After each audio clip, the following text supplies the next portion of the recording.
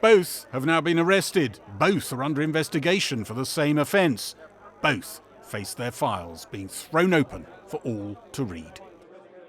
I will work, my department will work, and the whole of government will work for maximum transparency and timeliness. Nice to see you. Andrew Mountbatten-Windsor's time as UK trade envoy will be raked over as documents are released. The Trade Minister, speaking on behalf of the government and breaking tradition with decades of warm deference towards all royals, denounced the King's younger brother with contempt.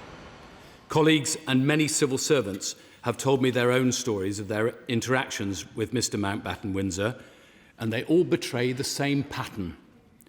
A man on a constant self-aggrandising and self-enriching hustle.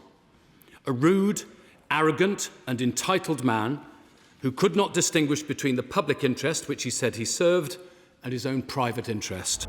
Gather round, please. I don't want it all saying looking formal. Soon after announcing that he was leaving the Navy to take up his trade job, Andrew faced repeated criticism for use of private jets and helicopters. The comments that are made about an extravagant lifestyle and so forth. Is that fair? What is an extravagant lifestyle? Allegations grew that Andrew had actually been making side deals for himself on trade missions. The release of the Jeffrey Epstein files has now triggered a police investigation into misconduct in public office and Andrew's arrest. This one is saying, Azerbaijan 2014, we've got so much material we can't even help you. Yes. The biographer Andrew Lowney has been submitting freedom of information requests to the government for documents on Andrew's work as trade envoy for 5 years. Little success.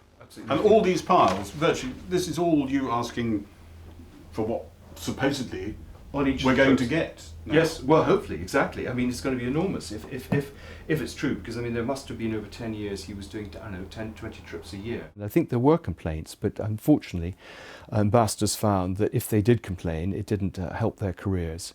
And so they decided, it wasn't worth it. I do know that the Permanent Under-Secretary at the Foreign Office did have a safe where a lot of this material was put. The complaints? The complaints that came from him. There were lots and lots of reports coming back, and everyone just turned a blind eye or decided it was just too difficult to go there. The King and the Queen were handing out awards to universities this afternoon, just as a minister of His Majesty's government attacked his younger brother's behaviour. The same minister said governments had been plagued by uncritical deference to Andrew, even when his connections with Jeffrey Epstein and others should have been condemned. I'm afraid the willful blindness of far too many at that time was absolutely spectacular, and it still angers me. The then Prime Minister, the then Home Secretary, and many others in government defended Andrew time and time and time again. Peter Mandelson returning home at 2 this morning from his arrest and hours of questioning at Wandsworth Police Station. The Liberal Democrats, pushing for publication of the files on Andrew's government work, said Peter Mandelson had 25 years ago been a strong voice backing the then Prince Andrew's appointment as trade envoy. We've seen the reporting that the King, then Prince of Wales, expressed his concerns about that appointment.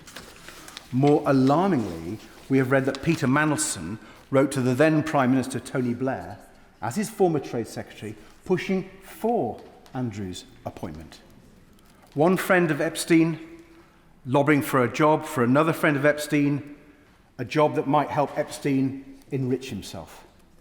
So we clearly need to get to the bottom of that appointment and the role Mandelson himself played in it. Together at the European Commission when Peter Mandelson was Trade Commissioner there, a deluge of government files will soon be shared on both of them. The first tranche on Peter Mandelson could come as early as next week.